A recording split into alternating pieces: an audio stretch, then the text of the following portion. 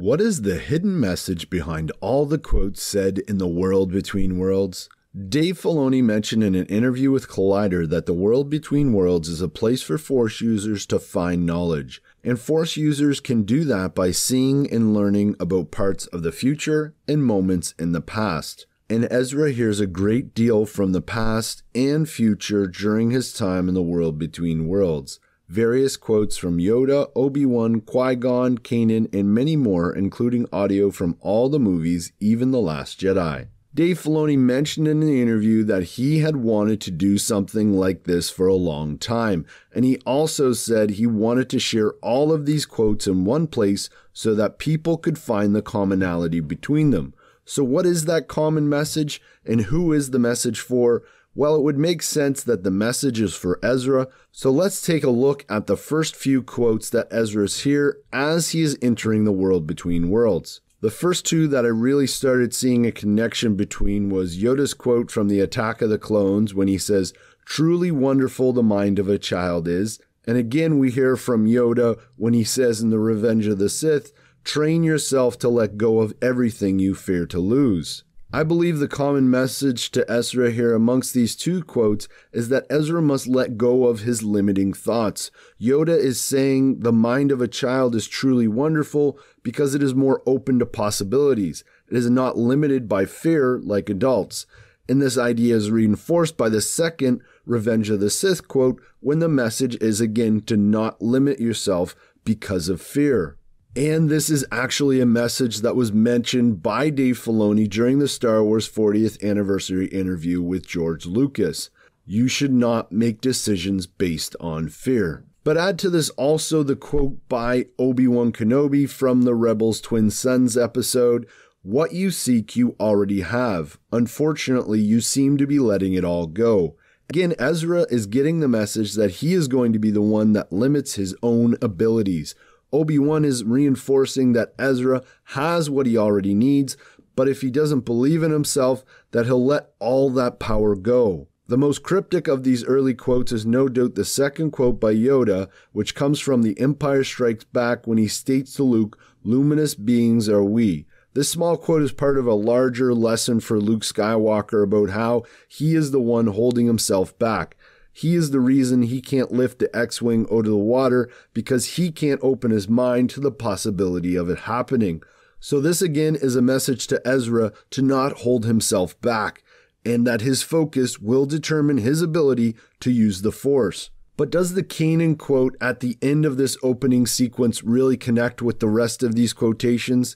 He says, "I won't let him lose his way, not like I did." For me, this connects perfectly to the rest of the messages because Kanan is referring to his own journey, and we know he certainly has had moments where he stopped trusting himself and stopped trusting the Force. He is stating again that he doesn't want Ezra to limit himself. So to sum up these quotes with yet another quote, as Kanan would say, "Trust yourself, trust the Force." If Ezra is able to trust himself and trust that he has everything he needs, then he will truly connect with the Force and will develop the power he is so desperate to find in Season 2 and 3. And now to continue this conversation, I've brought on Official Bosk. We chat about my full series on the world between worlds, so if you haven't watched the other two videos, I'll have them linked up in a card above, and then you can come back and listen to the rest of this video. Welcome to the channel again, Official Bosk. It's great to be here, Mike, as always. Absolutely. So first question here for you is, man, do you think there's a message to Ezra in the world between worlds? I mean, I definitely see it as no message at all, but there's a possibility in what Ezra can improve for the future, kind of like how he can improve himself and what he can do to help people in a way. Yeah, that's sort of what I was trying to get across in the video, is that is sort of the message from all these different people is for him to believe in himself and not really limit himself. So very cool that we've sort of gotten to a similar place there. Question number 2 here. Do you think we will see the world between worlds again?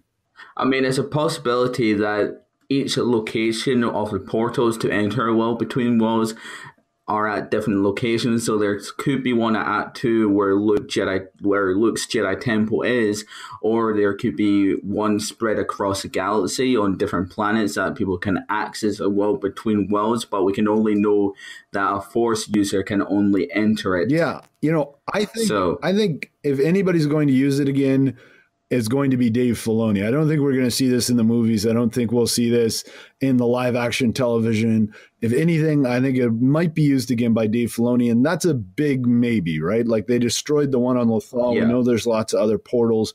But even when I was doing my speculation about did Luke discover the world between worlds using the compass, I was still kind of skeptical whether or not even Luke, being such a powerful Jedi, would be able to even find it and realize what it is and be able to access it even with all of his power. What do you think about that? Do you think that Luke maybe was able to discover the world between worlds? Most likely, yes, because we know that Luke is a powerful Force user. He is technically the chosen one, but we all know that Anakin Skywalker is a chosen one from Return of a Jedi, basically, yep. And how Luke redeemed his father. And I definitely see that Luke will discover a world between worlds at some point, but he wouldn't have a clue what's going on, basically. Yeah, good point. I mean, he does have those ancient Jedi texts, which could, talk about the world between worlds. Maybe that's how Jedi were, able to travel between worlds before space travel even. Who knows? But moving on here, here's a bit of a personal question. Who's your favorite Star Wars Rebels character, Nick? Well, that's definitely a trick question because over the 4 seasons, there has definitely been a lot of improvements to each and different characters. But I would have to say, if I want to pick my favorite character, it would definitely be Kanan Jarrus because he was the most developed in the show, and he's kind of like a cocky Jedi, just like Obi-Wan Kenobi. And from the development from his character, from the comic book until the very last season, where he sacrificed himself to save the others, was very emotional. To that character. Yeah, absolutely. Couldn't agree more with you, man. I love Kanan as well for those exact reasons. Such a developed character. I mean, he is my second favorite character, Star Wars character, that is, of all time now. So moving on here, what can people expect, Nick, from your channel, the Official Bosk YouTube channel? Well, basically, I did a series called Star Wars Discussions where random people come on and just talk about Star Wars. I used to do Star Wars Rebels, but now as that's finished, I'm kind of moving away from the animated series and going into the U sequel trilogy stuff, and I might do some news coverage as well from Episode 9 or from Rian Jones's U trilogy. That sounds great. Love coming on your channel and having some of those discussions, by the way. And where can people find you online other than YouTube? Well, I mainly use Twitter. I normally tweet about stuff. And, with the news yesterday about Star Wars Battlefront 2, I was kind of disappointed about the news. So I kind of had a wee rant on Twitter. So if you like to see my post, you can follow me at Official Bosk. All right, man. Thank you so much, Nick, for coming on the channel. Guys, please go check out the Official Bosk channel. It'd be great to have you subscribe to both of our channels. But hey, remember, I'm Mike, and I'd love you to subscribe and join our Star Wars series crafting community where we share our thoughts and encourage those who do the same. And may the Force be with you.